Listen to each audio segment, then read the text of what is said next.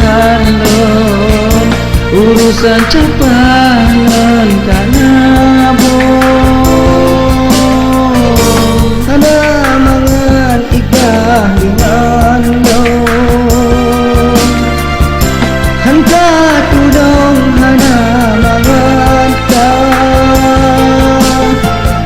hana kupunya dengan lo hangka nabon cipta saudara damai hai kawon dengan kanabon siapa baru lain tamita soal beng yo panabalon di kota gedung Sideta Mita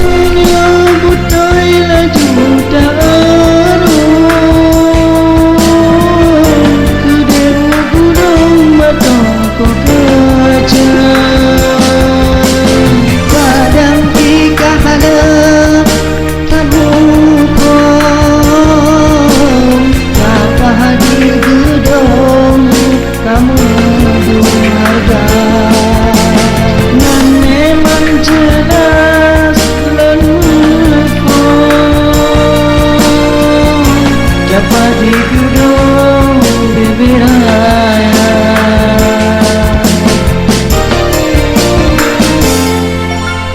dawalam gampung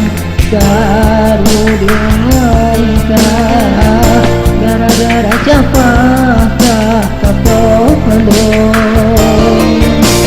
dawalam gampung nyankan urusan lo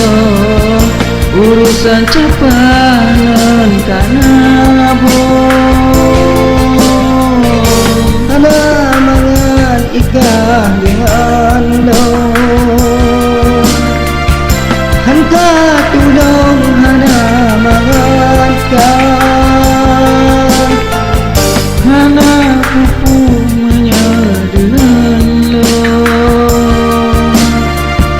hangka nabon cipta saudara damai hai kawon dengan kanabon japang baru lain tamita